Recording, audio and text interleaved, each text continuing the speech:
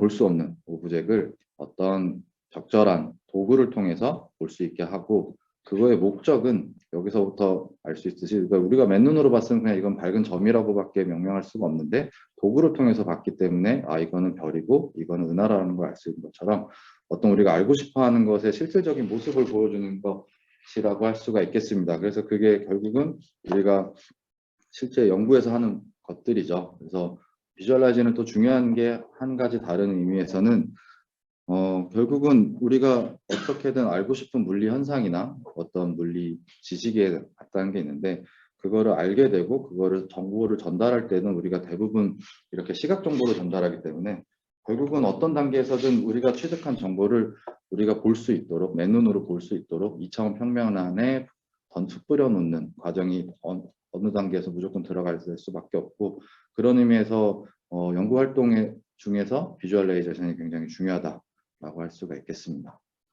그래서 이런 비주얼라이제이션을 일렉트론에 대해서 할 건데, 그거에 대해서 왜 해야 되느냐라고 하면은 학부생도 있고 대학원생 중에서는 고체 물리를 안 듣는 학생들도 있을 것 같긴 하지만, 제가 생각을 열심히 해봤는데 밴드부터 설명을 하는 건 너무 힘들 것 같아서 간단하게만 설명을 하려고 합니다. 그래서 결국은 고체에서 나타나는 대부분의 현상이 전자들이 어떤 상태에 있느냐가 정해지기 때문인데, 고체라는 걸 잘 생각을 해보면 아톰들이, 원사들이 주기적으로 배결되어 있는 라티스라는 네트워크를 만들고 있고, 그래서 각 원자가 원래 갖고 있던 오비탈들이 이런 본딩에 의해서 어떤 네트워크를 형성하게 되고, 이 전자들이 다닐 수 있는 통로인 오비탈 네트워크 안에서 전자가 원래 갖고 있던 인트린식한 프로퍼티인 차지랑 스핀을 가지고 뛰어놀고 있는 게 고체라고 할 수 있겠습니다. 그래서 예를 들면 움직일 수 있는 전자가 있으면은 전기 전도가 있는 거고, 그다음에 전자들의 스핀이 한쪽 방향으로 정렬이 돼 있으면은 이런 페로마그네티즘이 나타나는 것처럼 많은 현상 그리고 특성들은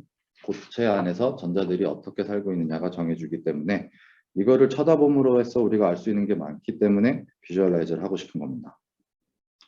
그래서 비주얼라이징을 하려는 거에서 옵션이 이제 두 가지가 있을 건데, 하나는 리얼 스페이스에서 어떻게 살고 있는지를 보겠다는 겁니다. 그래서 리얼 스페이스 우리가 알고 있는 X, Y, Z, 그다음 원래는 타임인데, 주로 타임보다는 이제 이거는 사진을 찍어야 되니까 특정 시간에서의 사진으로 해서 이제 에너지 정보죠. 요 네 가지 축에서 전자들이 어떻게 있는지를 비주얼라이징 하는 게 한 가지 옵션이겠고요. 그것 중에 방법이 STM이 되겠죠. 그래서 STM 같은 경우는 아주 얇은 팁을 만들어서 터널링 커런트를 재서 특정 위치에서 일렉트론 덴시티가 얼마나 많이 있는지를 터널링 커런트를 가지고 알 수 있게 되죠.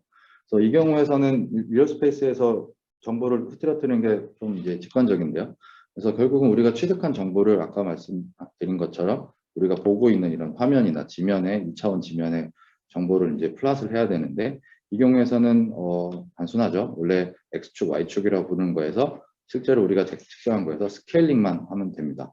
그래서 각 지점에서 그리고 각 볼티지에서 얻어진 털러닝 커런트를 쭉 플롯을 하게 되면, 이것이 센 곳에서는 전자가 많이 있고 약한 곳에서는 전자가 없다라고 해서 이런 정도의 영역의 안에 있는 전자들이 이렇게 분포하고 있어요 라고 해서 실공간에서 전자가 어떻게 분포하는지를 보여줄 수 있게 되겠죠.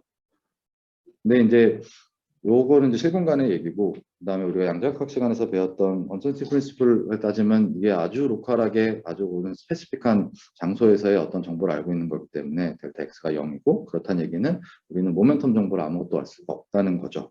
그래서 그 정보를 알 수 있게 해서는 이제 다른 옵션을 선택을 해야 되는데, 그게 모멘텀 스페이스로 프로젝션을 해서 비주얼라이징을 하는 겁니다. 그래서 그 툴이 이제 아까 말씀드린 것처럼 알페스라는 거고, 이 알페스는 기본적으로는 포토일렉트릭 이펙트를 이용해서 고체 안에 있는 전자에다가 빛을 조사해서 그 빛을 맞고 튀어나오는 전자의 키네틱 에너지를 재게 되면, 이제 그와 우리가 알고 컨트롤하는 양과 알고 있는 값을 가지고 그 전자가 원래 갖고 있던 바인딩 에너지를 알 수 있는 이런 이펙트인데, 이거를 통해서 모멘텀 스페이스에서 전자가 어떻게 있는지를 알 수 있습니다. 그래서 여기서 얻은 정보도 결국은 또 이제 2차원 플랫 이 평면에 좀 뿌려놔야 되는데, 이 경우에는 이렇게 알게 됩니다. 그래서 한쪽 방향은 이제 우리가 이쪽으로 갈수록 모멘텀이 어느 점을 기점으로 커진다고 했고, 그래서 요 이미지가 말해주는 것은 비주얼라이즈가 돼 있다는 건데, 이 특정 모멘텀하고 K의 강한 인텐스가 있으면은 여기에 전자가 요런 에너지와 요런 모멘텀을 갖는 전자가 있고 없으면 없다라고 말해주는 거여서 이게 이제 모멘텀 스페이스 KX, KY, KG 하고 일렉트론 에너지로 이제 되는 4차원 공간에서 전자가 어떻게 분포하는 건지를 보여준다고 할 수가 있겠습니다. 그래서 그럼 이걸 어떻게 관측하고 어떻게 정보를 취득해서 이렇게 그릴 수 있느냐라고 하는 거에서 좀 간단히 설명을 하려고 하는데요. 우선 그러면은 키네틱 에너지를 어떻게 잴 거냐인데 결국은 키네틱 에너지, 이 에너지 인포메이션을 어떻게 공간 정보로 바꿀 거냐에 대한 질문이랑 같습니다. 혹은 위치 정보로. 그래서 이런 거를 하고 있는 거를 우리가 원래는 하나를 알고 있죠. 그게 이제 광학 프리즘에서 해주는 일이 그런 건데 요 왼쪽에 백색광 모든 파장, 모든 여러 에너지의 빛이 공간적으로 한 국소적으로 모여 있는데 이 프리즘이라는 녀석을 통과하게 되면 이제 굴절이 각도가 달라지게 되면서 이 끝에서는 각 파장별로 도달하는 위치가 달라지게 되죠. 그래서 이 프리즘이 해주는 일이 결국은 에너지 정보를 위치 정보로 바꿔주는 겁니다. 그래서 일렉트론의 키네틱 에너지도 똑같은 방식으로 측정을 합니다. 일렉트론을 에너지를 측정하고 검출하는 장비의 모습이 이렇게 생겼고요. 헤미스피어 애널라이저라고 부르는 여기 보시면 이렇게 길게 원통 파트가 있고 요 방구형 파트가 있는데 요 파트가 각각 일렉트론 렌즈하고 일렉트론 프리즘입니다. 그래서 일렉트론 렌즈가 해주는 일은 빛을 맞고 샘플에서 튀어나오는 전자가 요 일렉트론 프리즘으로 잘 들어가게 원하는 위치에 잘 들어가게 해주는 일이고요.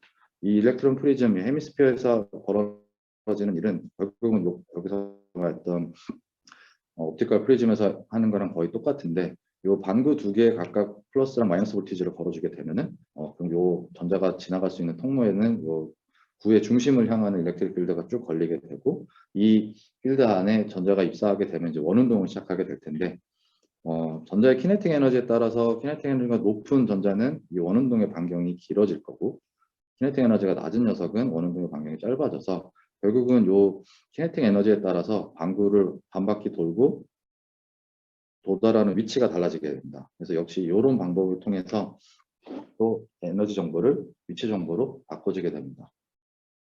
이제 그 다음 질문은 이제 에너지를 쟀으니까 그 다음에 우리가 알고 싶은 모멘텀을 어떻게 잴 거냐인데 모멘텀은 벡터죠. 그래서 이제 벡터에 대한 정보를 알려면 우리가 매그니튜드랑 각도, 그러니까 방향 정보를만 알면 되는데 매그니튜드는 튀어나온 전자가 자유전자이기 때문에 키네틱 에너지를 재게 되면 바로 알 수가 있습니다. 이런 식으로. 반대로 이제 우리가 알아야 되는 정보는 매그니튜드는 알았으니까 디렉션 정보만 알면 될 텐데 그거를 위해서 요 튀어나오는 전자의 방출 각도를 재겠다는 겁니다. 그러면은 그 방출 각도를 가지고 이런 식을 통해서 각각 KX, KY, KG 길이가 정해진 벡터를 각각 방향으로 프로젝션을 시켜가지고 각 축의 모멘텀 성분을 알 수 있게 되는 거죠. 그래서 앞에 앵글 리졸브드가 붙게 됩니다. 그래서 이걸 어떻게 재느냐? 역시나 또 결국은 앵글 정보를 그러면 이제 위치 정보로 바꿔줘야 되는데 여기에서는 이제 헤미스피어에서 입사되는 위치를 바꾸면서 말해주게 됩니다. 그래서 아까 앞에서 보여줬던 일렉트론 렌즈 파트에서 결국은 전자가 헤미스피어에서 어디로 들어갈지를 조절해 준다고 했는데 그 렌즈를 잘 조절해서 방출 각도가 다른 전자들을 요 방구에 이렇게 슬릿해서 다른 위치에 입사하게 조절해 줍니다. 그래서 예를 들면 요 빨간 요 위치로 들어온 전자들은 어쨌든 원운동을 할 텐데 각 입사 위치에 따라서 원운동을 하는 평면이 이렇게 돌아가게 됩니다. 그래서 최종적으로 원운동을 하고 도달하는 위치가 또 이번에는 또 레디얼 방향이 아니라 앵글 방향, 앵글 방향으로 퍼지게 돼서 이번에는 요 방향 정보를 위치 정보로 앵글 입사각, 방출각 정보를 바꿔주게 됩니다. 그래서 이렇게 하면은 에너지하고 방출각, 그러니까 모멘텀 정보를 알 수가 있는 거죠. 그다음에 실제로 전자는 어떻게 검출하느냐? 그냥 이 위치 정보로 다 알겠으니까 STM처럼 각 위치에 도달하는 전자를 가지고 이제 커런트를 재면 알 수가 있을 텐데 커런트가 낮기도 낮고 동시에 알 수 없는 한계가 있어서 조금은 불필요해 보일 수도 있는 복잡한 단계를 거치는데 하나가 먼저 전자를 이런 어떤 특정한 물질로 이루어진 멀티 채널 플레이트라는 녀석을 통해서 일단 전자의 개수를 증폭시킵니다. 그리고 나서 형광판에 때려서 전자가 많이 그래서 이제 녹색빛으로 바꿔줍니다. 그래서 그 방출된 녹색빛을 빛을 볼 수 있는 CCD 카메라로 검출하게 됩니다. 그래서 CCD 카메라에 맺히는 이미지가 이렇게 나오게 되고요. 그래서 이게 이제 RPS에서 로 데이터라고 부를 수 있는 데이터인데, 그럼 역시나 여기 또 어떤 위치에 따른 여기는 전자가 많이 왔고 여기는 전자가 안 왔다는 건데요. 정확히 말하면 파스퍼 스크린에. 그래서 실제 로 데이터에서 이 XY 축의 정보는 픽셀입니다. 그래서 CCD 픽셀, 각 픽셀 위치에 전자가 얼마나 왔냐를 알려주는 거고, 이 픽셀 사이즈랑 그 다음에 우리가 알고 있는 요 반구의 디멘전이랑 맞춰서 이거를 키네틱 에너지하고 에미션 앵글 정보로 바꿔줍니다. 그 다음에 우리가 알고 싶었던 거는 요 방출된 전자의 키네틱 에너지와 에미션 앵글이 아니기 때문에 요 에너지 컨저베이션이랑 모멘텀 컨저베이션을 고려해서 이거를 원래 우리가 이 전자가 고체 안에 있을 때는 이런 바인딩 에너지와 이런 모멘텀을 갖고 있었다라고 컨버트를 해주게 됩니다. 그럼 이제 이게 우리가 고체 안에 살고 있었던 전자가 모멘텀 스페이스에서 어떻게 있었는지를 보여주는 결과라고 이제 할 수 있게 되는 거죠. 그래서 이런 방식으로 측정을 하게 되고, 그래서 조두희 교수님하고 김광표 교수님한테는 좀 이제 쑥스럽고 하는 얘기인데, 제가 최근에 부르는 얘기가 STM이랑 TM이 이제 전자가 혹은 아톰이 실공간에 어떻게 위치해주는 보여주는 현미경이라고 한다면, 알페스는 스펙트로스코피이긴 하지만 이제 모멘텀 공간, K-스페이스에서 전자가 어떻게 살고 있는지를 보여주는 현미경이라고 할 수 있겠습니다. 그래서 알페스가 포토 에미션 스펙트로스코피라는 테크닉으로 불릴 때부터 시작하면은 굉장히 오래된 테크닉이긴 한데, 요 알페스라고 부르는 테크닉으로 부른 지는 그렇게 오래되지는 않았습니다. 한 30년 정도 많이 쓰는데, 그래서 최근 초창기에는 우리가 흔히 말하는 강상관계 시스템이라고 부르는 뭐 큐프릿, 고온초중도체나 혹은 뭐 4D, 5D 물질의 일렉트론 스트럭처, 혹은 그 안에서 전자가 어떻게 살고 있는지를 보는데 많이 연구가 이루어졌다면, 최근 10년 전 혹은 최근 10년 이내에서는 새로운 플랫폼으로 많이 가까운 걸 보면 2D 머티리얼의 전자 구조를 관측하는 데도 많이 사용되고 있고, 10년 이내에서는 역시나 가장 어떻게 보면 핫한 물질 중에 하나인 위상 물질들에서 나타날 수 있는 특별한 구조의 전자 구조를 보여주는데 많이 활용되어 왔습니다. 그래서 여기까지가 간단한 백그라운드 설명이었고요. 혹시 질문이 있을까요? 하나 질문. 네. 아까 디텍터 CCD 얘기를 네. 하셨는데, 네. 저희 전자현미경 쪽에서 디텍터가 사실 되게 중요한 최근 역할을 하고, 네. 하드웨어 개발도 좀 진행이 되는데, 네. 혹시 알페스에서는 디텍터 센시티비티 효율 이런 게 네. 실험에 지금 중요한 역할을 하고 있는 상황인가요? 아니면 그냥 리미팅 팩터는 없는 건지? 네. 그냥 지금 당장에서는 이런 일반적인 알페스에서 디텍션 하는 데는 문제가 없다고 말씀드릴 수가 있습니다. 근데 다른 타입의 이런 헤미스피어 말고 타임 오브 플라이트 방식으로 에너지 셀렉션을 하는 일렉트론 애널라이저가 있는데요. 그 경우는 결국은 도달 시간을 가지고 일렉트론 에너지 정보를 얻는 거여서 거기서는 디텍터의 제한 요건이 좀 있고요.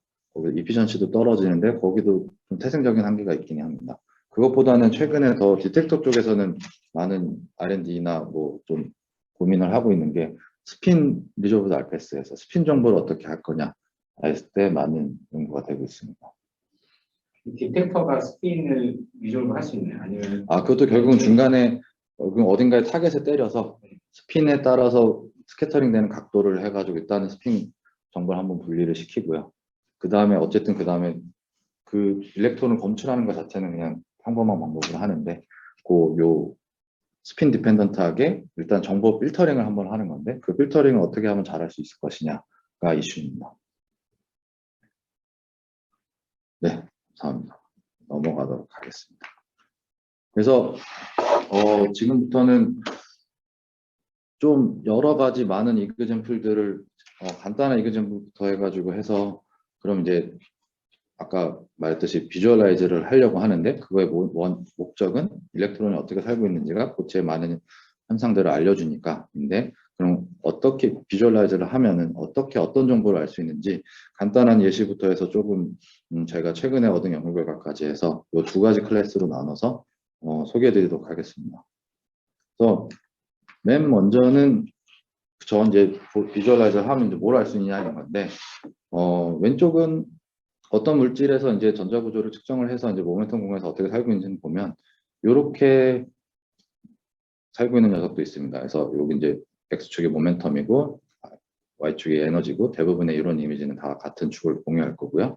여기 보면은 이제 이런 걸 밴드라고 부르는데, 밴드가 이렇게 파라볼릭한 모양을 갖는 걸 볼 수가 있죠. 그리고 또 어떤 시스템에서 측정을 해보면 이렇게 줌인을 해서 보면 이렇게 똑같이 모멘텀 에너지인데, 이번에는 밴드가 이렇게 2차원적인 곡선이 아니라 2차원적인 선형 곡선이 두 개 만나는 경우를 볼 수가 있습니다. 이런 경우도 볼 수가 있는데, 이 두 개를 딱 맞닥뜨리면 바로 뭐를 알 수 있냐면, 여기서 움직이고 있는 전자가 어떤 뻘면으로 부를 쓰고 있는지를 알 수가 있습니다. 그래서 화면은 보이고 있겠죠? 네, 그래서 가장 기본적으로는 이렇게 파라볼릭한 밴드를 봤으면, 여기서 살고 있는 전자는 슈레딩거 이퀘이션을 기술될 수 있는 슈레딩거 뻘면이구나. 그래서 특히나 또 해밀토니안 중에 우리가 알고 있듯이 키네틱 에너지 텀, 모멘텀 제곱의 에너지가 비례하는 이러한 분산 관계를 갖고 있구나. 또 한 가지 알 수 있는 거는 거의 이런 텀을만 갖고 있으니까, 원래는 해밀토니안 이제 포텐셜 텀이 들어오게 될 텐데, 포텐셜 텀이 없던가, 혹은 모멘텀 디펜던스가 없고, 혹은 공간 의존성이 없는 아주 유니폼한 포텐셜 위에 살고 있는 녀석이구나 라고 알 수가 있습니다. 그 다음에 이렇게 선형으로 두 개 만나는 녀석은 이게 디락 이퀘이션으로 기술될 수 있는 디락 파티클이라고 이제 바로 알 수가 있는 건데, 디락 이퀘이션이 결국은 간단히만 얘기하면은 에너지가 모멘텀의 선형으로 비례하게 되는 시스템인 거죠. 그리고 더 다른 한 가지 특이한 점은, 여기 같은 경우는 지금 요 밴드가 하나란 얘기는 스테이트가 하나란 얘기인데, 요 밴드가 두 개가 겹치는 지점은 지금 한 모멘텀과 한 에너지에서 전자가 가질 수 있는 스테이트가 두 개란 얘기에서 디저네시가 있다는 얘기고, 디저네시가 있다는 얘기는 요 디저네시, 요 밴드 두 개를 따로 분리해낼 수 있는 어떤 퀀텀 넘버가 있다는 얘기가 될 수도 있고, 혹은 저 디저네시를 만들어주는 어떤 시메트리가 있다는 얘기가 될 수도 있습니다. 그래서 이렇게 가장 간단하게는 이런 밴드 모양만 가지고 그런 정보들을 있을 거라고 이제 유추를 할 수가 있죠. 조금 더 복잡한 이그젬플 하나를 더 말씀드리면, 방금 거에서는 모멘텀 제로에서 그냥 어떤 캐리어 타입, 얘가 이제 슈레딩거 있고, 혹은 렐러티비스틱한 파티클이냐, 그냥 논 렐러티비스틱 파티클이냐라는 정보를 알려준다면, 그 다음에는 아까도 말씀드린 고체에서는 전자가 뛰어다닐 수 있는 오비탈 네트워크가 있기 때문에 그 네트워크에 해당하는 정보를 알 수가 있습니다. 밴드를 보면.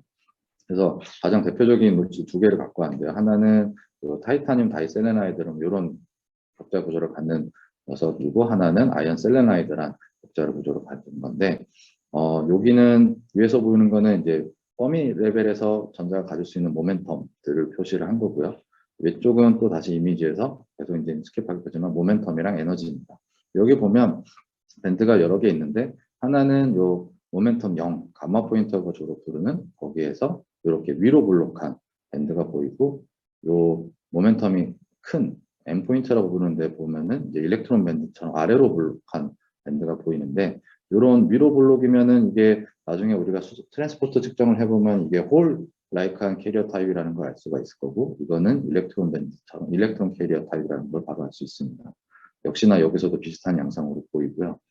그리고 또 한 가지 얘기해 줄 수 있는 거는, 이 모멘텀이라는 여기서 말하는 게 결국은 격자의 주기성의 후레 트랜스폼가 해당하는 값이어서, 여기서 모멘텀이 0이란 얘기는 이 전자가 살고 있는 스테이트가 리얼 스페이스에서는 웨이브 펑션의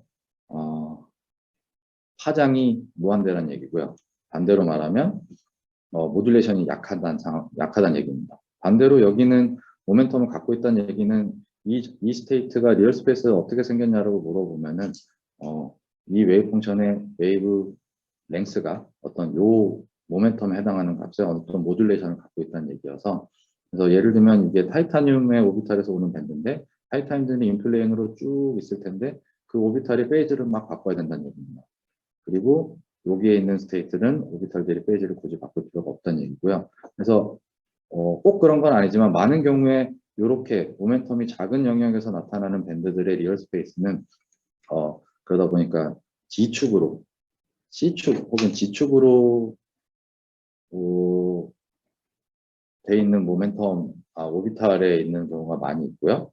그다음에 이렇게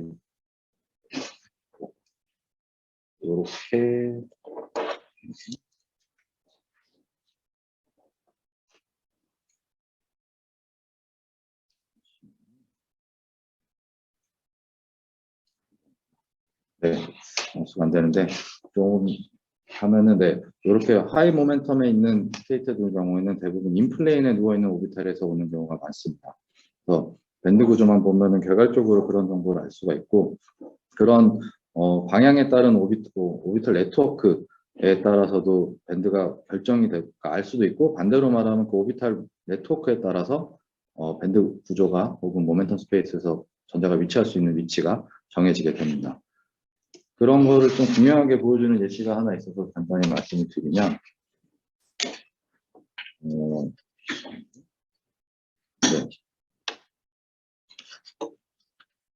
좀 저작거리는 게 무서운데, 네. 네, 좋습니다. 안 나오네. 여기 안 나오네. 그래서 이걸로 써야 돼. 네. 어디 안 선생님 저 나오시는 다른 나왔어요? 나왔구나. 아니, 그거는 이건데, 네.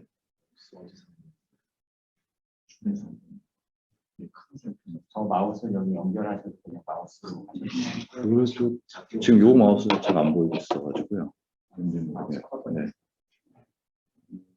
잠시만요. 아니면 오른쪽 크게 타면 마우스 나오잖아요. 안 나오더라고요. 네. 맥이구나. 네네. 죄송합니다. 네, 맥이 항상 문제죠.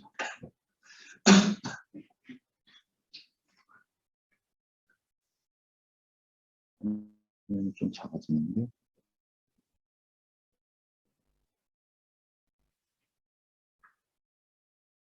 이렇게 해서 진행을 해보겠습니다. 화면이 좀 작아지는데, 네. 네, 이러면 마우스가 보이죠? 네. 네. 그래서 그런 극명한 예를 하나 보여주는 게 이제 이런 최근에 어떤 2차원 물질들에서 이제 결국 이런 오비탈 모양이 결국은 2차원 물질에서 성질이 바뀌어지게 되는 원인인데, 가장 초기에 나왔던 물질 중에 하나가 요 몰리다이설파이드라는 물질이고, 이거는 이제 그래핀과 같이 몰리다이설파이드 레이어가 반대로 봤을 때 인터랙션하면서 스태킹이 돼 있는 물질인데, 이 물질이 이제 시발점이 됐던 이유는 원래 벌크 그러니까 단결정이나 혹은 우리가 주로 사용하는 시료에서는 이 레이어들이 엄청나게 많은 개수로 쌓여 있는 건데, 이거를 3장 남기고 2장 남기고 1장 남겼더니 한 장만 딱 남겼을 때 광학적 특성이 굉장히 많이 달라지는, 그래서 이제 포토루미니센스 빛을 흡수하고 방출하는 성질이 굉장히 많이 바뀌어지는 결과를 얻어서 사람들이 신기했던 건데요. 그 이유가 결국은 이 전자들이 살고 있는 요 네트워크 기준으로 위에 누가 있느냐 혹은 아래 누가 있느냐 없느냐에 따라서 결정이 되는 건데, 그 이유가 알패스로 보면 좀 더 분명하게 보입니다. 그래서 가운데는 알패스를 가지고 요거를 한 장, 원자층 한 층, 요 유닛 하나를 한 장 있을 때, 2장 있을 때, 3장 있을 때, 8장 있을 때 측정한 결과고, 각각 왼쪽에 오른쪽에 선은 그 DFT 계산 결과입니다. 그래서 가장 크게 보면은 여기 역시 왼쪽은 모멘텀이 0인 부분이고 오른쪽이 모멘텀이 큰 부분이고 해서 아까의 논리를 그대로 하면은 이쪽에 살고 있는 모멘텀에 있는 전자들은 인플레인 오비탈에 누워 있는 전자들이고, 가운데 있는 모멘텀이 0인 부분에 있는 전자들은 아웃 오브 플레인으로 서 있는 오비탈들의 네트워크에 살고 있는 전자라고 할 수 있습니다. 그래서 결국은 여기에 있는 녀석을 보면은 8층에서 3층, 2층, 1층 내려갈수록 거의 변하지가 않습니다. 근데 여기 왼쪽이랑 오른쪽에서도 보면, 그 데이터에서도 보면 여기 있는 전자는 층수에 따라서 전자 밴드 개수도 다르고 밴드의 위치도 달라집니다. 이게 결국은 간단히 생각하면은 또 C축으로 서 있는 오비탈들이 위아래로 두 개가 있으면 이게 두 개가 본딩, 안타이 본딩 스테이트를 가지면서 하나만 있으면 스테이트가 하나가 되고 두 장이 있으면 두 개가 만나서 본딩, 안타이 본딩으로 갈라지게 되고 세 장, 여덟 장 있으면 이제 그게 더 많아지는 건데 그래가지고 그것 때문에 요 상대적인 요쪽의 밴드가 더 높냐, 감마 쪽의 밴드가 더 높냐의 에너지의 상대적인 위치가 바뀌게 되면서 그로 인해서 광택성이 바뀌게 되는 겁니다. 그래서 결국은 반대로 말하면 요 한 장이 돼가지고 전자구조가 많이 바뀌었던 이유는 요 특별한 경우에서 요 모멘텀에 있는 밴드가 C축에 서 있는 오비탈이어서 C축에서의 일어나는 변화를 더 민감하게 반응해서 그렇게 된 결과라고 할 수 있습니다. 그래서 이렇게가 좀 밴드만 가지고 좀 개괄적으로 얘기할 수 있는 것 중에 하나였고요. 다른 하나가 조금 더 이제 어드밴스된 이그젬플이 하나가 밴드 구조를 보면서 저희가 알 수 있는 정보 중에 하나가 고체에서 저온으로 내렸을 때 흔히 나타날 수 있는 상전이 페이지 트랜지션에 대한 정보를 찾을 수가 있는데 대표적인 예가 요 차지 덴시티 웨이브가 있겠습니다. 차지 덴시티 웨이브가 뭐냐면 원래 일반적인 메탈에서는 원자들이 주기적으로 배열돼 있고 일렉트론 덴시티는 거의 이제 플랫해야 됩니다. 메탈이 일종의 잘 움직이게 돼서 일렉트론 밴드로 보면은 요 모멘텀 이렇게 갖고 되는데 특정 물질에서는 온도를 내리게 되면은 이런 일렉트론 덴시티가 유니폼하지 않고 어떻게 모듈레이션이 생기고 그다음에 그게 이제 닭이나 개래냐 먼저냐 싸움이긴 한데 거기에 맞춰서 아톰들도 이렇게 두 개가 뭉쳐서 페어로 다니게 되는 이런 모듈레이션이 생기는데 이러면은 원래 시스템의 주기성이 이렇게 A만큼 떨어져 있다가 2A만큼 그래서 이열 스페이스에서는 주기성이 두 배가 늘어나고 그러면은 모멘텀 스페이스에서는 주기성이 반으로 줄어들기 때문에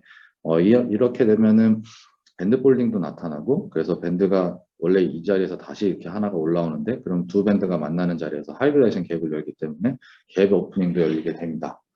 그래서 아까 보여드렸던 요 타이타늄 다이셀레나이드가 대표적인 차지 덴시티 물질 중에 하나인데 아까 보여드렸던 요 밴드 디스퍼전은 이제 고온에서 노멀 스테이트에서 측정된 결과고 이것을 온도를 낮추면 트랜지션 템퍼처가 한 150켈빈 정도 되는데 30켈빈에서 특정을 해보면 요 end포인트 위치에 원래 없던 밴드가 하나 나타나는 걸 볼 수가 있고 그 밴드가 원래 감마에 있던 밴드랑 모양이 비슷한 걸 알 수 있습니다. 그래서 이거를 보면서 저희가 알 수 있는 거는 모종의 이유로 시스템의 주기성이 바뀌어서 여기에 있던 밴드가 여기도 나타나게 됐구나 라고 알 수가 있습니다. 그래서 이렇게 보면은 베이스 텐션의 시그니처를 볼 수가 있고 이거는 이제 주기성이 변했을 때 해당하는 얘기고 다른 하나는 아까 역시 보여드렸던 아이언 셀레나이드에서 나타나는 상전인데 이 물질은 이런 사각격자를 갖고 있어서 불리안전도 이런 사각형입니다. 그리고 원래는 노멀 스테이트에서는 포폴드 시메트리를 갖고 있어서 요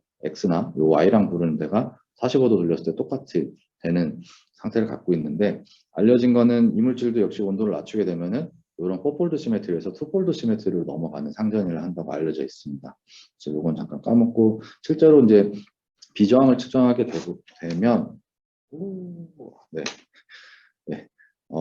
요 한 축이랑 한 다른 축의 비저항 값이 달라지게 되는 여기서는 좀 차이가 많이 안 보이는데 요 녹색하고 보라색입니다. 이런 상전을 일으킨다는 거 알려져 있는데 실제로 전자구조를 보게 되면 역시나 아까 보였던 거는 요 노멀 스테이트에서 있었던 전자구조여서 요 X랑 Y 방향으로 전자구조가 똑같이 나타나는 걸 볼 수가 있고 상전 연조 밑에서 측정을 다시 반복하게 되면은 원래는 같았던 요 부분에서의 전자구조가 X랑 Y가 달라지는 것을 알 수가 있습니다.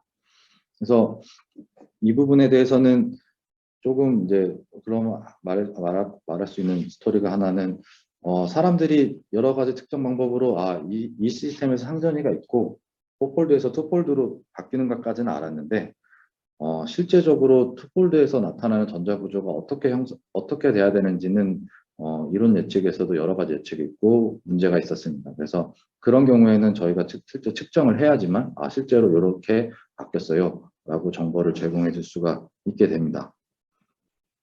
그래서 지금까지 아주 심플한 이그젬플부터 해서 이런저런 이그젬플을 해가지고 했는데 지금까지는 제가 알패스를 통해서 전자를 비주얼을 해서 어떤 걸 새로운 걸 알 수 있느냐 어떤 정보를 취득할 수 있느냐를 말해줬다면 요 예시에서 말할 수 있듯이 그 새로운 정보를 취득함으로 해서 어떤 문제를 해결할 수 있었는지를 조금 말씀을 드리려고 하는데요.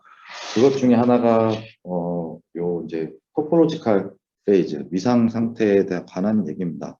그래서 그 부분은 요 얘기에서 다시 시작을 할 텐데 아까 잠깐 말했듯이 요 디락 벌면이 나타난 상태는 여기 상태랑 달라서 두 가지 스테이트가 겹쳐 있고 디제네스가 있는 상태. 그래서 그거에 해당하는 시메트리가 있어야 된다고 말씀드렸는데 반대로 말하면은 어쨌든 하나의 스테이트만 있을 때는 나타날 수가 없고 두 개의 스테이트가 어떤 형식으로든 겹쳐야지만 나타날 수가 있는데 그래서 토포로지컬 에서 백그라운드를 최대한 빼고 간단히만 말씀을 드리면 일단 기본 시작 시점은 어떤 밴드 두 개가 겹쳐야 된다는 겁니다. 그래서 이런 홀라이크한 밴드나 일렉트로나이크한 밴드가 겹쳤을 때 그러면은 아까 말한 것처럼 고체 시간에도 배웠듯이 밴드 두 개가 겹치면은 하이브리데이션 갭을 열어야 되는데 그래서 다 열리는 경우가 있고 그 다음에 어떤 특정한 역시 시메트리에 의해서 어떤 투 지점이 보호되는 경우가 있습니다. 그러면은 이 경우들이 다 달라지게 되고 그리고 또 이렇게 다 갭이 열렸던 상황에서도 어떤 시메트리가 있어서 요 윗밴드랑 아랫밴드의 특성이 달라지게 되면은 표면에서는 요 갭 사이를 연결해 줘야 되는 요 디라콘이 또 나타날 수가 있습니다. 그래서 뭐 이런 것들을 결정해 주는 것이 결국은 밴드 페리티, 뭐 스피너 커플링, 그다음에 크리스탈이 갖고 있는 시메트리 뭐 이런 것이 다 정해 줄 수가 있는데 잘 몰라서 간단히 말씀드리면 일단은 밴드가 겹치고 어떤 겹친 부분이 살아남을 수 있느냐 아니냐입니다. 그래서 제가 연구했던 물질 중에 하나는 요 조금은 다른 탄탈륨 트라이셀레나이드라고 불리는 물질인데 이 물질은 쿼지 원디 스트럭처를 갖고 있고 저온에서 초전도가 됩니다. 그래서 격자 구조는 이렇게 보면은 이제 탄탈륨 위아래로 셀레늄이 있어서 이런 원디 체인들이 쭈루룩 쌓여서 있는 구조를 갖고요. 이 물질의 이제 크리스탈 필드 스플리팅이 있는 전자를 어떻게 채우고 해서 잘 보면은 아까 말한 흔히 밴드 두 개가 겹쳐서 하는 밴드 인벌전이 나타날 수 있다고 되고 실제로 계산을 해보니까 밴드 인버전이 일어나고 그다음에 이거는 토폴로지컬 인슐레이터에 해당해서 그 인버전된 밴드가 다 갭이 열리고 그 갭 사이에서 서피스 디라콘이 생기는 물질로 예측이 되었습니다. 2018년에. 근데 이 논문에서 나와 있긴 하지만 아까 말한 것처럼 결국은 밴드의 위치는 로컬하게 요 타이타늄 여기 보면 탄탈륨 D랑 셀레늄이 밴드가 서로 위치가 바뀌는 건데 요 아톰의 위치 혹은 아톰이 얼마나 탄탈륨이나 하이브리다시안 하나 아까 레이어가 있느냐 없느냐처럼 거기에 따라서 밴드 위치가 살짝 바뀌게 되고 그러면은 원래는 이렇게 밴드가 두 개가 만나가지고 밴드 인벌전이 있는 상황인데 그게 아니라 하나만 있는 상황이 있을 수도 있고 그게 아니라 아예 어떤 상황에서는 밴드가 다 안 만나는 상황일 수가 있습니다. 그 상황이 뭐였냐면 요 체인 방향으로 라티스를 늘려주는 겁니다. 그래서 스트레인을 쭉 걸어주게 되면은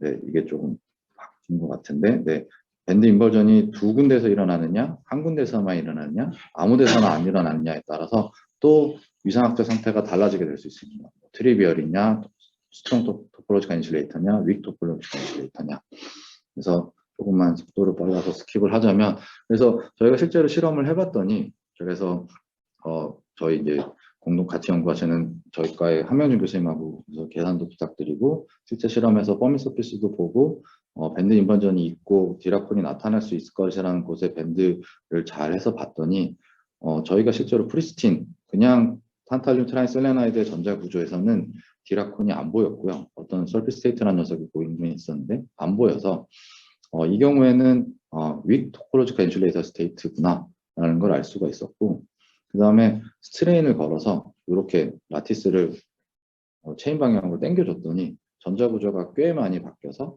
여기에 전자 모멘텀 위치상에서 같은 포지션인데 여기서 보듯이 굉장히 많이 달라졌죠.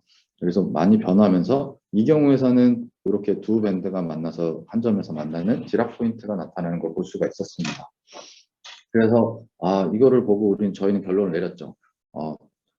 프리스틴에서는 윅 TI, 그다음에 스트레인을 걸어주면 스트롱 TI. 근데 이러고 있다가 이제 논문을 내야지 하고 있는데 어느 날 아카이브를 봤는데 좀 오래된 얘기긴 한데 어떤 그룹에서 우리는 토폴로지컬 일렉트론 스트럭처를 봤어요. 라고 논문을 올립니다. 아카이브에. 그래서 그게 아카이브 올라온 게 9월 4일이었어요. 20년 9월 4일. 그래서 저희가 깜짝 놀라서 빨리 논문 작업을 마무리해서 아카이브 올렸습니다. 그래서 그게 14일 날 저희가 올렸고요. 근데 올린 날 봤더니 다른 그룹이 또 올렸더라고요. 같은 날. 그래서 여기는 일본 그룹인데 여기서는 결론만 말씀드리면 자기네는 프리스틴 상태에서 디라콘을 봤어요 라고 했던 거고 저희는 프리스틴 상태에서는 디라콘이 없어요 라고 한 거고 이 그룹은 자기네들은 프리스틴 상태에서는 디라콘이 있고요. 스트레인을 걸어줬더니 노멀 인슐레이터로 바뀌었어요 라고 해서 토폴로지컬 베이스 트랜지션 얘기까지 다 했습니다. 그래가지고 무척 속상했죠. 심지어 이틀 있다가 다른 그룹에서 좀 다른 맥락에서 또 논문이 나와서 이때 당시에는 막 여러 그룹에서 다른 리포트를 하는 상황이 됐었습니다. 그래서 그 이유가 뭘까를 조금 생각을 해봤는데 실제로 저희 그룹이 아니라 한명준 교수님 그룹에서 DFT 계산을 할 때 또 보면은 많은 상황에서 뭐 펑셔널을 여러 개를 쓰고 라티스도 실험 라티스랑 오티마이즈 라티스를 쓰고 하면은 이런 숫자가 의미하는 건 뭐냐면 대부분의 경우는 윅 TI가 예상이 되고 단 하나의 경우에서만 스트롱 TI가 예상이 됐었습니다. 그래서 실제로 시스템은 프리스틴 상태에서는 VTI일 가능성이 더 높고요. 그러면은 왜 실험 그룹마다 다른 결과가 나왔느냐라고 해서 조금 생각을 해본 게 이런 시스템들은 대부분 셀레늄 디피션시가 많이 생기고 그래서 셀레늄 디피션시를 따라서 어떤 라티스에서 제일 안정화가 되는지를 따져봤더니 프리스틴의 경우에는 여기서 나오고 일렉트론 도핑, 그러니까 셀레늄 디피션시가 좀 생기면 인트린직하게 텐사일 스트레인이 좀 걸린 상태로 나오게 돼서 심지어 그리고 텐사일 스트레인 양에 따라서 디라콘의 위치도 막 바뀝니다. 그래서 저희가 내렸던 결론은 우리 샘플이 좋구나. 우리 샘플이 셀레늄 디피션시가 적구나. 다른 사람들은 틀린 얘기를 한 게 아니라 셀레늄 디피션시가 많은 샘플을 해가지고 실질적으로 스트레인을 안 걸어줬지만 이미 스트레인이 인트린직하게 걸려있는 치료를 갖고 실험을 했나 보구나 라고 저희는 결론을 내렸습니다. 그분들은 어떻게 생각할지 모르겠지만 이게 지금 스트레인이 체인 축 방향으로 거신 건가요? 네, 체인 축 방향으로 그렇습니다. 그래서 시간이 엄청 하네요. 저 아무런 얘기도 못할 것 같은데요. 그래서 시간을 거치려면 보통 네, 감사합니다.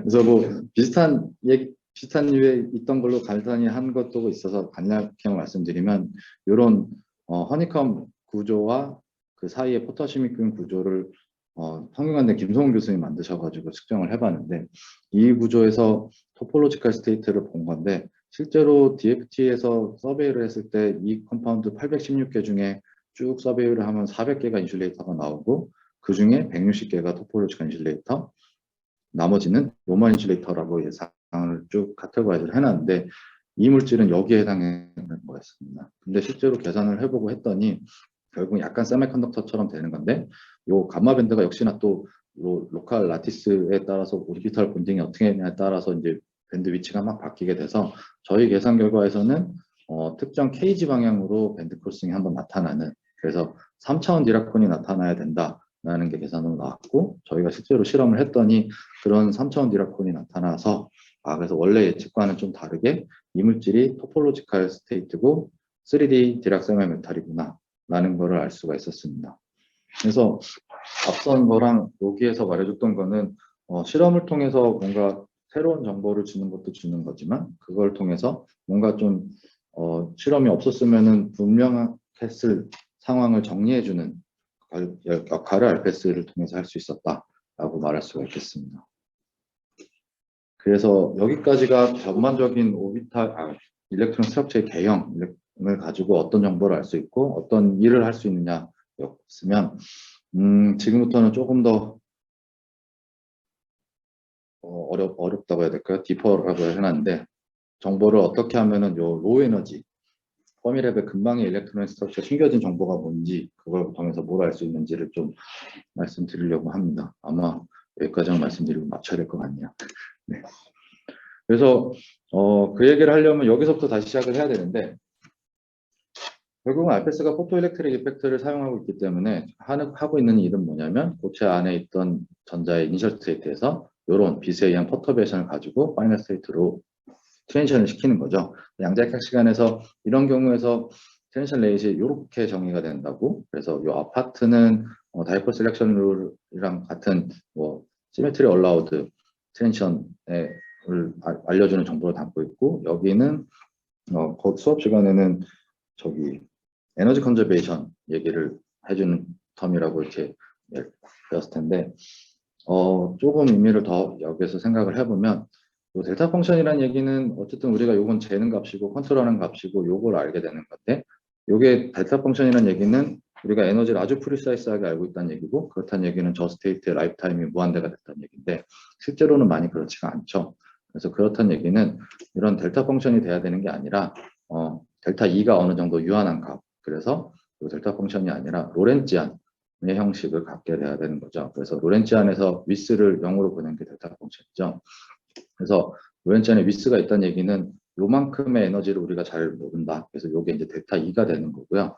그래서 요 상황을 가지고 보면은 여기서 간말을 조금씩 키워간 건데, 요 위스가 넓다는 얘기는 델타 2가 있다는 얘기고, 그 다음에는 요 시스템의 라이프 타임이 점점 짧아지고 있다는 얘기가 됩니다.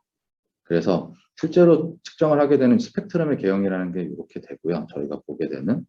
그래서 저희가 재는 스펙트럼이라는 게 이렇게 되고, 요 로렌ți안 펑션은 잘 살펴보면은 요런 컴플렉스 펑션의 이미지너리 파트입니다.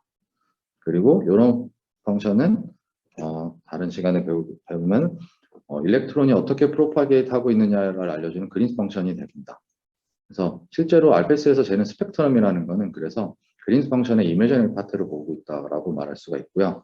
여기까지는 이제 에너지에 대한 것만 얘기를 했는데, 실제로 저희는 모멘텀 디펜던스도 알고 있으니까 저희가 재고 있는 스펙트럼이라는 것은 모멘텀이랑 에너지에 따른 인텐시티라는 거는 이런 모멘텀과 에너지를 가진 그린 펑션. 그래서 여기서 보면은 결국은 요 오메가 프라임이 로렌ți안이 어느 에너지에 위치할지, 픽 포지션의 위치, 그 다음에 요 감마가 위스를 결정해 주는데, 그래서 픽 포지션의 위치는 원래 전자가 있어야 되는 스테이트, 그러니까 밴드 디스퍼전에 해당하는 위치에서 어떤 위스를 가지고 픽이 나올 거라는 걸 말해줄 수가 있죠.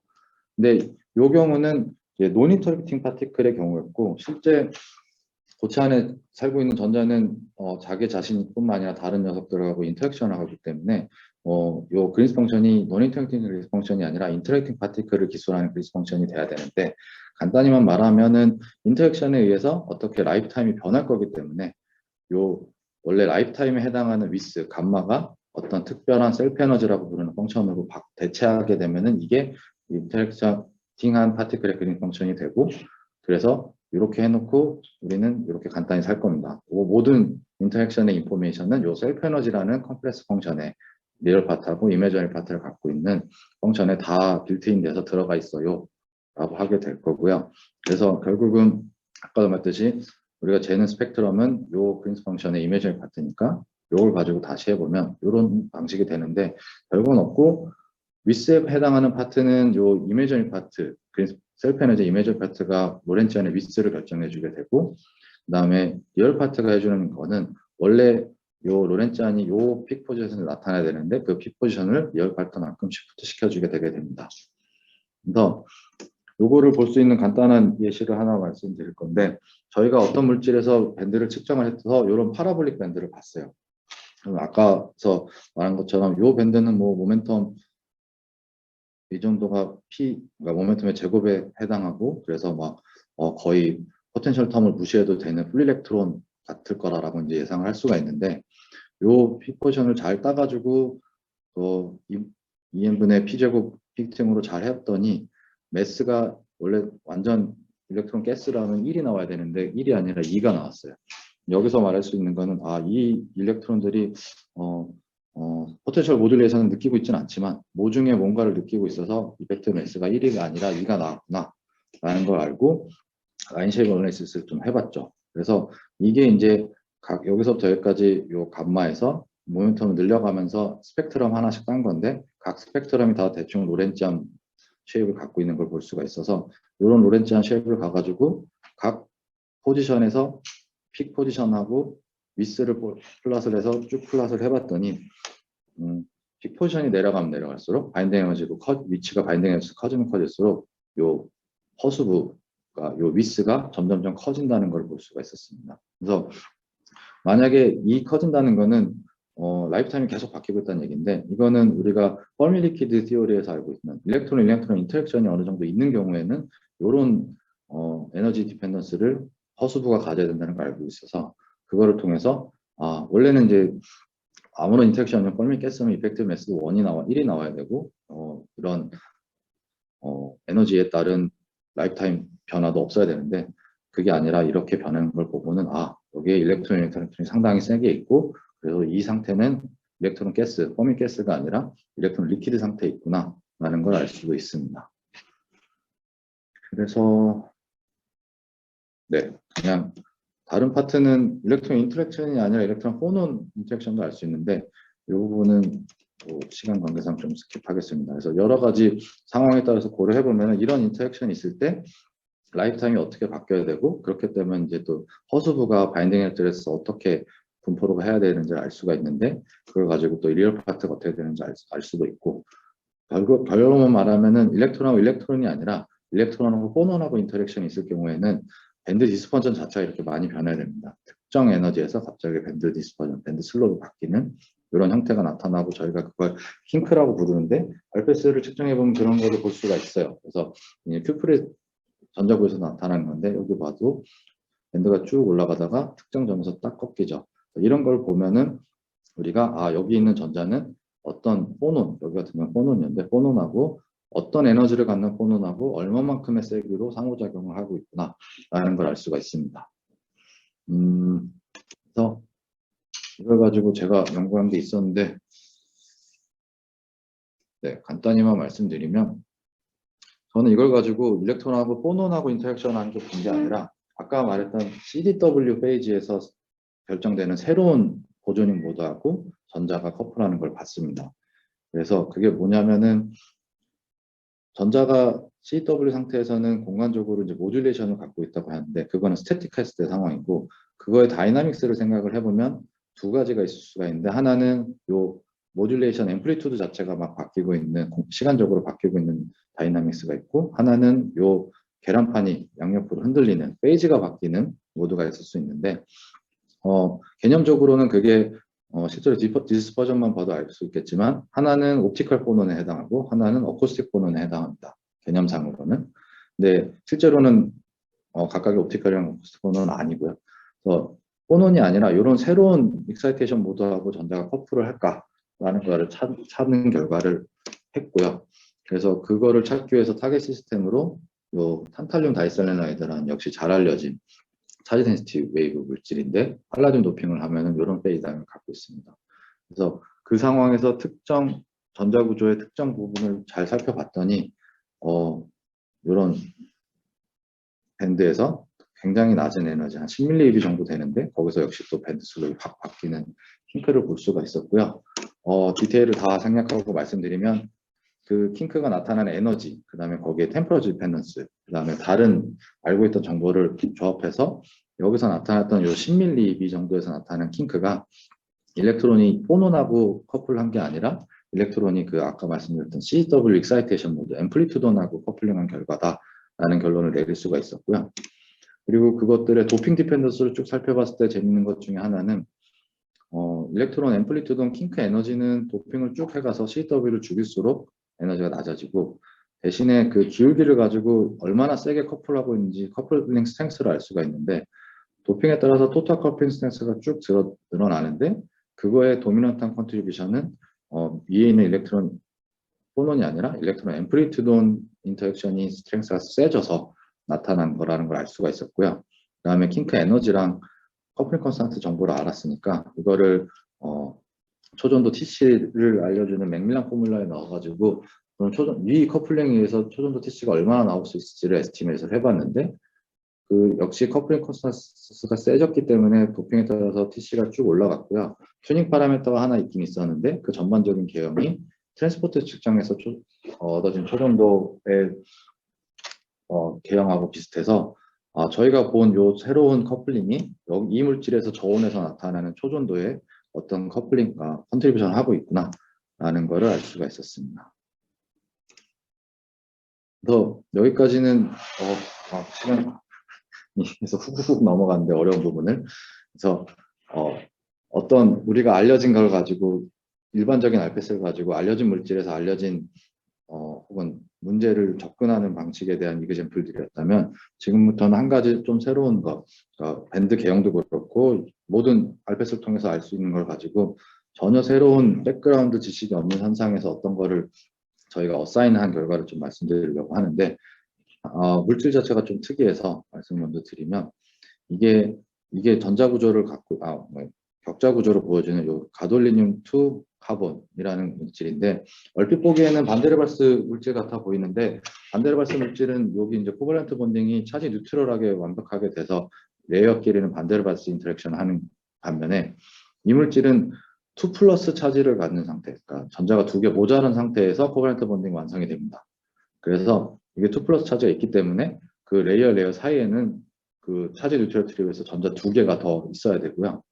그래서 요렇게 해서는 아이오닉 본딩을 하는 요상한, 그래서 N아이온 위치에 전자가 위치하는, 그래서 일렉트라이드라고 부르는 물질이 있는데 이 물질의 표면을 잘 생각해 보면은 요 아토믹 슬랩은 2 플러스 차지를 갖고 있고 딱 까가지고 진공 중에 노출이 되면은 이미 밑에서 1 플러스만 컨벤션이 돼서 위에도 전자가 있어야 됩니다.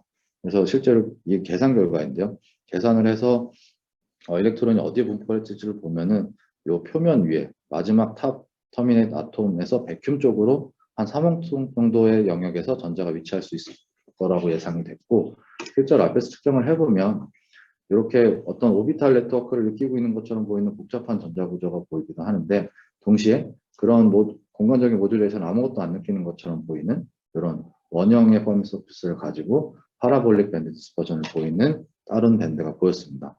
그래서 이게 요 밴드에 해당한다는, 요 일렉트론에서 오는 밴드라는 거를 여러 가지 방법으로 확인을 했고 실제로 뭐 레저넌스 알패스랑 같은 걸 봐서 이 스테이트가 정말 오비탈, 요 마지막 최각 전자의 오비탈하고 오버랩이 거의 없고 그래서 라티스 디그룹프도 거의 안 느끼는 시스템이고 스핀 알패스를 추가로 해봤더니 알고 봤더니 이게 스핀 디제너시가 있는 게 아니라 스핀 한 성분을 갖고 있어서 스핀 디그룹프도 없고 그다음에 요 파라볼릭 밴드가 아까 보여드렸던 그 펌이 리퀴드였는데 그래서 고체에서 우리가 흔히 얘기하는 4가지 디그룹 프리덤 중에 3가지가 없이 차지 디그룹 프리덤만 남아있는 시스템이라는 걸 알 수가 있었습니다. 그래서 여기서 모종의 이유로 이 상태를 어떻게 바꿔보고 싶어서 포타슘을 뿌리게 되었는데요. 윤규수 교수님 많이 하시는 방법처럼. 그래서 백큐에서 준비된 서피스에서 포타슘 아이온을 뿌리면 많은 경우 시스템에 전자를 주게 되는데 포타슘이 이 경우는 시스템이 포타슘이 전자를 먹게 됩니다. 그래서 그거는 나중에 뭐 말씀드릴 수 있지만 어쨌든 결과적으로 그렇게 해서 포타슘 양을 늘려가면서 전자 구조가 어떻게 변하는지를 봤더니 이런 복잡한 오비탈 네트워크를 느끼는 밴드들은 거의 안 바뀌는 반면에 원래 요 파라볼릭 밴드는 요상한 모양으로 구겨지면서 희미해져 가는 것을 볼 수가 있었습니다. 그래서 이게 뭘까 해가지고 일단은 일렉트로닉 다이내믹스가 어떻게 되는지부터 봤는데 그래서 아까 보였던 그 프리스틴 상태에서 허스부에서 퍼미리퀴드 비헤비어를 잘 보이는 그러니까 오메가 스퀘어에 가까운 한니딩스 디펜더가 이상하게 구겨진 상태에서 가서 봤더니 이 허스부의 모멘텀 디펜던스가 에너지 디펜던스가 거의 1.4, 1.2에 떨어지는 이게 전형적으로 잘 알려진 퍼밀리퀴드 페이지가 아닌 non 퍼밀리퀴드 페이지에서 기대되는 양상을 보여줘서 뭔지 모르겠지만 시스템이 원래 있었던 퍼밀리퀴드 페이지에서 벗어나서 non 퍼밀리퀴드 페이지로 들어갔구나 라는 걸 알 수가 있었습니다. 그리고 그럼 그 페이지가 뭔지 그 페이지에 대해서 뭐 어떤 정보를 더 알 수 있을지라고 해서 봤는데 한 가지는 퍼미 서피스를 봤더니 원래 이런 동그란 성형에서 그렇게 변한 상태에서 non-퍼밀리퀴드 페이지에서는 이런 육각 퍼미 서피스가 나타나더라고요.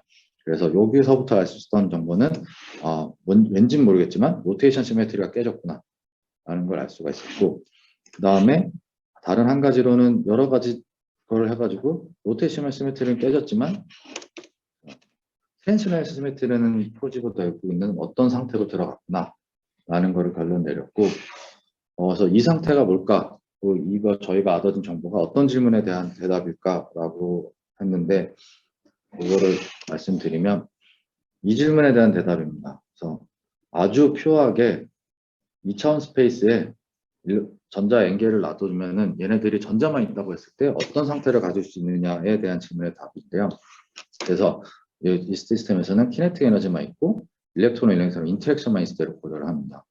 그래서 키네틱 에너지가 크고 인터랙션이 작을 때는 흔히 알듯이 이제 퍼미 가스가 있고, 그 다음에 인터랙션이 세지고 키네틱 에너지가 작아지면 일렉트론 리퀴드가 있죠. 아까도 말한 것처럼 여기서 더 익스트림으로 가면은 일렉트론 인터랙션 인턴이 너무 세서 혹은 저온이어서 키네틱 에너지가 너무 약해서 전자들이 더 이상 움직일 수 없고 격자를 이루는 전자들끼리만 솔리드를 만들 수가 있는 페이지가 있는데, 이거를 여기 1934년에 위그너가 처음 제안을 해서 위그너 크리스탈이라고 부릅니다. 그래서 저희가 봤던 게 아까 말한 것처럼 다른 디그를 프로즘이 다 없고 전자만이 놓여 있는 상태에서 어떤 현상을 봤기 때문에 이 질문과 관계가 있지 않을까라는 생각을 했고요. 그래서 그 중에 하나가 뭐냐면, 어쨌든 거꾸로 말해서 그러면은 위그너 크리스탈이라는 어떤 일렉트론 라티스가 있다가 그 다음에 어떤 튜닝 파라미터를 바꿔서 결국은 오더가 없는 퍼미 리퀴드 페이지로 넘어가게 될 텐데, 이 중간에서 숏레인지 오더 페이지 혹은 리퀴드 크리스탈 액정상이라는 페이지가 나타날 수가 있는데, 여러 가지가 이론적으로 얘기가 되어 있었습니다. 예를 들면 트랜스레메 시메트리만 조금 깨지는 시메틱 페이지나 혹은 오리엔탈, 그러니까 로테이셔널 시메트리가 깨지는 니메틱, 이건 투폴드 버전이고 여기에 6폴드 버전이 이제 헥사틱 페이지라는 격이 있는데, 아까 저희가 따졌던 걸 보아서는 이 헥사틱 페이지지 않을까 했습니다. 왜냐하면 이 헥사틱 페이지의 정의 자체가 트랜스레나믹 시메트리는 요 컨티뉴어스 트랜스레나믹 시메트리는 프리저브 된 상태에서 로테이셔널 시메트리를 깨진 상태였기 때문에, 저희가 아까 여기서 했던 요 시메트리 정보만 가지고 그냥 어사인을 했을 때는 이 헥사틱 페이지로 들어간 게 아닐까. 그래서 그게 저희가 봤던 논 퍼미 리퀴드 페이지의 정체가 아닐까라는 결론을 내렸습니다. 그래서 여기까지가 파워 오브 알페스였는데, 뭐 허락해 주시면 한 5분 안에 간단히만 얘기하도록 하겠습니다. 그래서 열심히 알페스가 막 이것저것 정보를 주고 그런 것을 저런 정보를 얻고 뭐 풀 수 있다고 말씀드렸는데, 알페스는 저희가 고체 물리에서 실험하는 툴 중에 하나입니다, 결국에. 그래서 주로 저희가 고체에서는 이런 튜닝 파라미터를 가지고 우리가 알고 있는 혹은 알고 싶은 물질에서의 현상을 조절해 가면서 결국 그 리스폰스들을 여러 가지 툴로 보게 되는데, 결국은 이런 크게 카테고리를 나누면 이 정도가 될 수 있는 것 중에서 스펙트로스코피 중에서도 하나인 툴일 뿐입니다. 이 얘기를 왜 하냐면, 앞에 거를 조금 복기를 해보면 이렇게 밴드 폴딩이 되는 걸 가지면은 페이지 트랜지션이 있다는 걸 알 수가 있는데, 이 정보만 가지면은 이게 차지 오더링 생긴 건지 마그네틱 오더링 생긴 건지 알 수가 없습니다. 그래서 저희는 그냥 시메트리가 주기성이 바뀌었어요만 얘기해 줄 수가 있고 그 이상을 얘기할 수가 없습니다.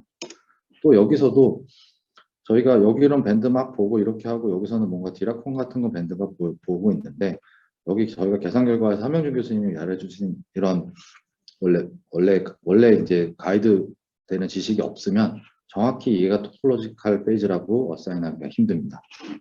역시나 여기서도 요 아까 말씀드린 경험에서도 스킵했는데 이 에너지에서 어떤 앰플리튜드 모드가 있다는 걸 라만 스펙트로스코피의 결과에서 이미 알았거든요. 그 결과가 없으면 요 정보만 가지고 또 우리가 새로운 본 요 킹크가 새로운 커플링이라는 걸 알 수가 없습니다. 그래서 하고 싶은 얘기가 뭐냐면, 많은 정보를 알 수가 있는데 저희 정보만 가지고 특별한 결론을 내릴 수가 없는 게 알페스라는 툴이라고 말할 수가 있습니다. 그래서 여기서도 마찬가지고요. 뭐 이 셀프 에너지의 바인딩 에너지 밸런스가 2 혹은 1이라는 게 어떤 의미를 가지는지를 알려주는 이론적인 배경 지식이 있어야지만 어떤 저희가 결론을 내릴 수가 있었던 거죠. 그래서 태생적으로 그런 한계를 지닌 툴이고, 프랙티컬하게도 몇 가지 한계를 지니는데 이거는 조금 하겠습니다. 네, 그래서 결국은 아까도 말했던 것처럼 우리가 빛을 통해서 파이널 스테이트를 뽑아서 저희가 재는 건 이거고요. 그걸 통해서 우리가 알고 싶은 건 요 이니셜 스테이트죠. 그래서 이게 가능하려면 몇 가지 조건이 필요한데, 하나는 임퓨리티도 없어야 되고 일렉트릭 필드도 걸면 안 되고 마그네틱 필드도 걸면 안 됩니다. 그래서 실험 상황이 아주 깨끗해야 된다는 얘기고, 다른 하나는 요 모멘텀은 익스페리먼탈 지오메트리에서 정해지는 성분이고, 이거는 크리스탈 엑시스에서 결정되는 방향성이기 때문에 요 두 개를 연결시키려면은 하나의 익스페리먼탈 지오메트리가 하나의 크리스탈 엑시스로 정의가 되어서 간단히 말하면 단결점이 필요합니다.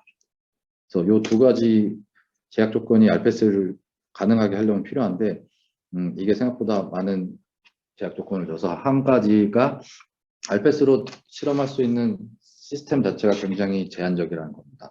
그래서 예를 들면 저희가 고체 물리에서 분야에서 관심 있어 하는 연구 주제가 이 정도 시스템이 있다고 하면 그 중에서 단결점을 만들 수 있는 시스템이 이 정도가 되고 그 중에서 클린한 서피스를 만들 수 있는 시스템이 이 정도가 됩니다. 그래서 아주 일부분의 시스템만을 측정할 수가 있다는 얘기고 아까도 말했듯이 마그네틱 필드도 걸면 안 되고 일렉트릭 필드도 걸면 안 되고 해가지고 그간에서는 우리가 실험하면서 변할 수 있는 컨트롤 파라미터라는 게 상당히 제한적이어서 도핑만, 템퍼러처밖에 없었습니다. 최근에는 이제 두 가지가 좀 되고 있었는데 마지막으로는 RPS에서 제공되는 정보가 너무 직접적이라는 겁니다. 이게 장점이자 단점일 수가 있는데 이게 무슨 얘기냐면 예를 들면 김유수 교수님이 어떤 물질에서 RPS를 예쁘게 해서 밴드 교수께서 논문을 딱 발표를 하시면 제가 할 게 없어집니다. 그래서 부발 주작할 수 없는 여지가 다른 툴도 마찬가지긴 한데 RPS가 너무 직접적인 정보를 세세하게 주다 보니까 좀 그런 면이 더 있는 것 같아서 단점일 수 있을 거라고 생각합니다. 그래서 최근 테크니컬한 것들이 결국은 요 세 가지 단점들을 보완하기 위해서 나타난 건데 하나가 스터디할 수 있는 시스템이 제한적이니까 그럼 틴필름을 가지고 실험을 해보자. 와인로스 RPS고 다음에는 컨트롤 파라미터를 제한적이었으니까 늘려보자. 라는 방향이 한 가지 방향이고 RPS 정보가 너무 직접적이라고 하니까 그럼 새로운 정보를 줘보자. 라고 해가지고 극한의 분해능을 가지고 하던가 아니면 시간 정보를 주던가 또는 스핀 정보 혹은 공간 정보를 주는 RPS들이 최근에 이제 이런 방향으로 테크니컬 익스펜션이 되고 있습니다. 그래서 몇 가지 슬라이드가 더 있는데 그 부분은 다 건너뛰고 여기까지가 제가 RPS에 대해서 어떻게 작동하고 어떤 걸 알 수 있고 한계는 뭘지를 말씀드리고 싶었던 내용이었습니다. 그래서 마지막으로 지금 좀 산발적으로 제 연구 결과들을 흩어놨는데 연구 결과들은 저희 연구실에서 많은 학생들이 그런 김성 후닥이 도와줬고 샘플 같은 경우는 서울대 김기훈 교수님, 성균관대 김성훈 교수님한테 제공을 받았고 많은 이론적인 서포트도 한명준 교수님, 김영 교수님, 빙하이안하고 진행했습니다. 시간이 많이 지체했는데 경청해 주셔서 감사합니다. 네, 좋은 강연해 주신 김영관 교수님께 다시 한번 감사 인사를 드립니다. 네. 우선은 저희 학생분들 질문 있으면 먼저 질문 받도록 하겠습니다. 네. 채팅창 혹은 마이크 켜고 질문해 주시기 바랍니다. 질문 있나요? 질문 많을 것 같은데요. 너무 막 산발적으로 말해서 없을 것 같은데.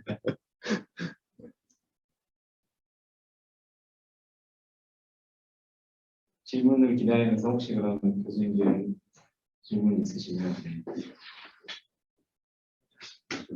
저기 일단 카멘트인데요. 네.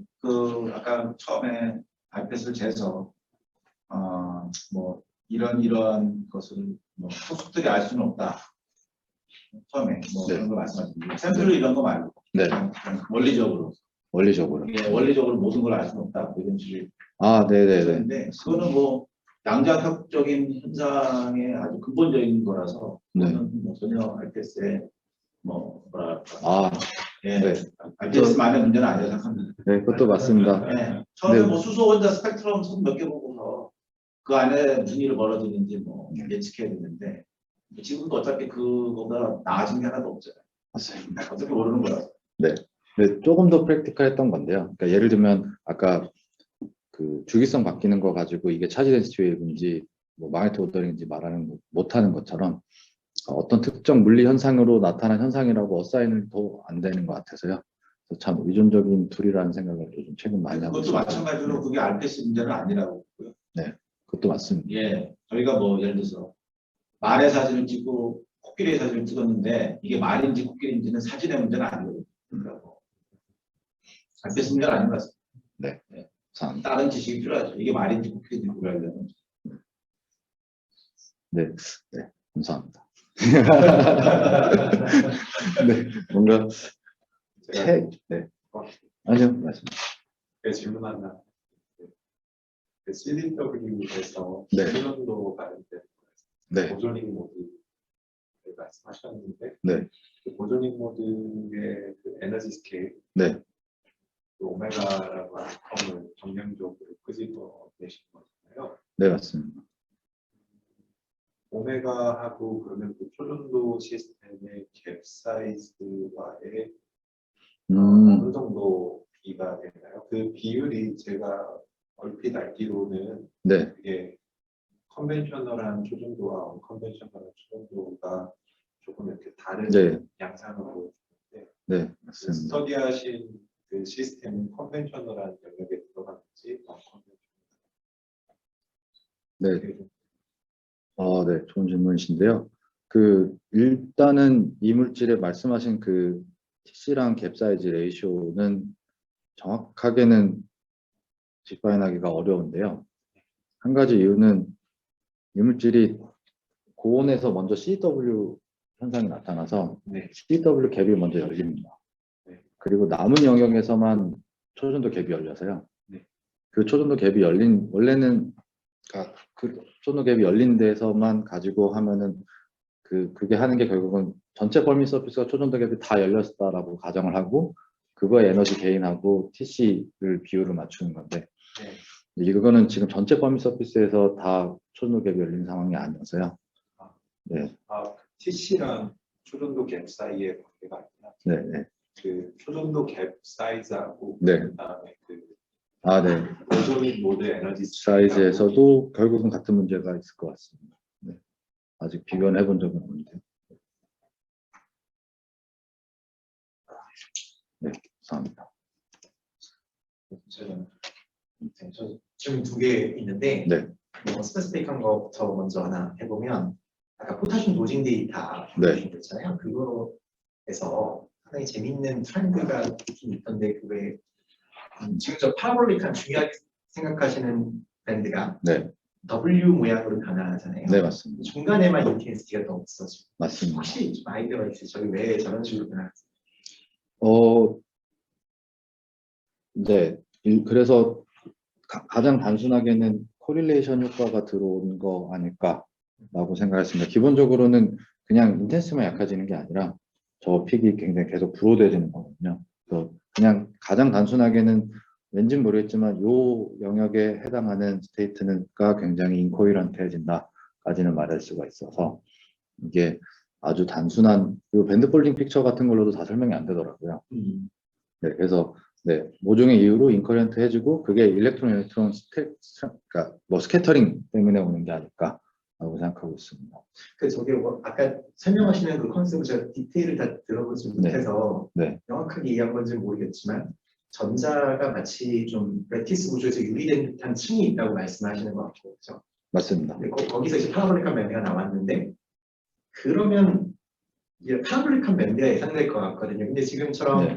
아마 포타슘 아이온의 뭐 역할이 더 들어오는 건지는 몰라도 네. 밴드 이렇게 접을 여지가 별로 없어 보이는데 그럼에도 불구하고 밴드가 전체적으로 이렇게 스케일링 되는 게 아니라 뭔가 이렇게 디스퍼전 내부를 맞습니다. 동반한다는 건 네.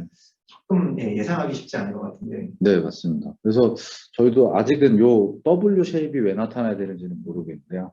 한 가지가 이제 교수님 하셨던 것처럼 리퀴드 아이언에서 스캐터링이 나타나가지고 특정 K에서부터 이제 밴드가 꺾이는 걸로 볼 수 있지 않을까 정도 생각은 해보는데요. 그러니까 예를 들면은 거기서 네, 그런 정도 생각은 해보고 있는데 아직은 모르겠습니다. 근데 몇 가지 고민했는데 뭐 인비지블한 홀밴드가 어디선가 모종의 이유로 들어온 거 아니냐라고 그런 코멘트도 많이 들어왔는데 그것도 아니고요.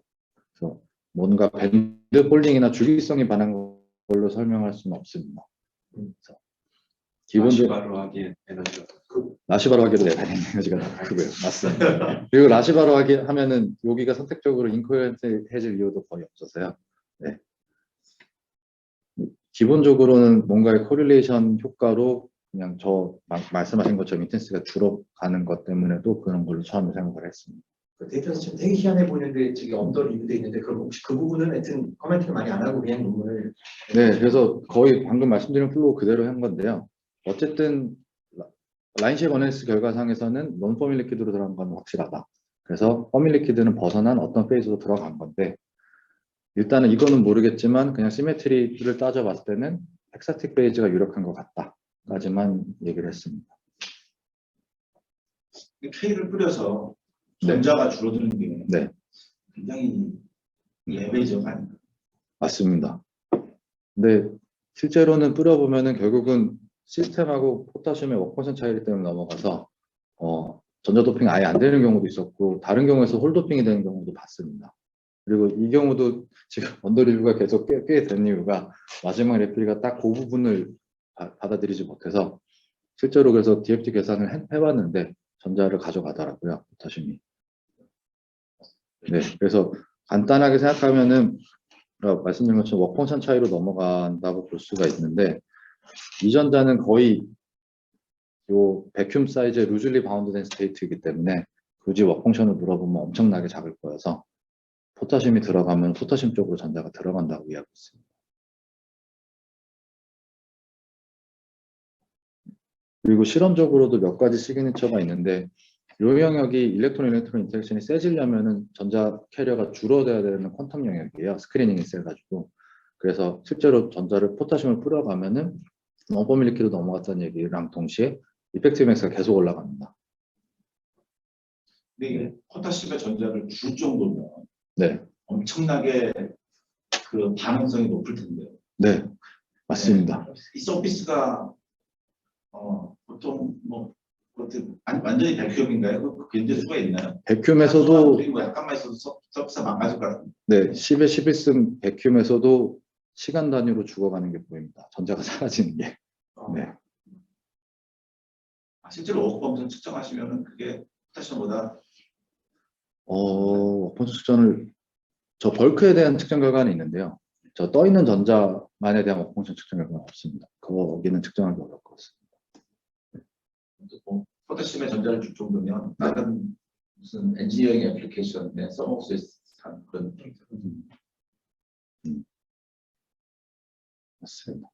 마지막 두 개 중에 네. 하나씩 가지고 되는데 좀 거시적인 이번에 질문인데 그 아피스 테크닉의 뭐 네. 나름대로 스트렝스랑 위니스를 네. 분석을 해주셨으니까 그리고 이제 대충 여러 가지 방향이 있다고 네. 말씀을 해주셨잖아요. 네. 그리고 이 성종 중에 뭐 다양한 모습을 연구하는 학생도 있겠지만 아피스 전공하는 친구도 있으니까 본인이 생각하기에 어느 방향 앞으로 좀 중요해질 것 같은지 그런 게 뭔가 좀 있을 것 같아요. 그래서 뭐 그런 한 말씀 좀.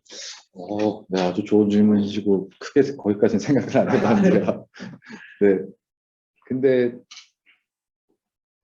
새로운 정보를 주는 쪽은 기본적으로는 역시 한계가 있을 것 같습니다. 예를 들면은 스핀 정보는 얼마나 결국은 스핀 업다운 두 개 중에 하나일 거기 때문에 얼마나 잘 디텍트 할 수 있느냐의 문제여서 이게 잘 개발이 됐을 때 얼마나 더 새로운 정보를 줄 수 있느냐는 또 다른 얘기인 것 같고요.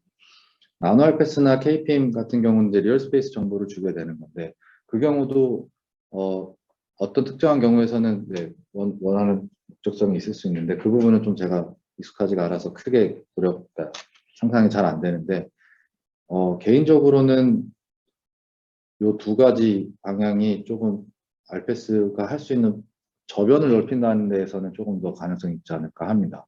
예를 들면은 도핑이나 프레셔 같은 경우는 원체 다른 툴에서도 흔히 사용하는 그 컨트롤 파라미터니까 여러 시스템에 적용이 가능할 수 있을 것 같고요.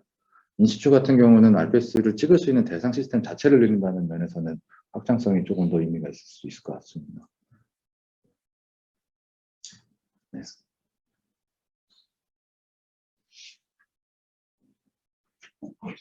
네, 그러면 더 이상 질문이 없는 것 같습니다. 네. 시간이 꽤 경과가 됐는데요. 네, 다시 한번 좋은 강연해 주신 김은광 교수님께 감사 인사를 드리고 콜로키움 마무리하도록 하겠습니다. 감사합니다.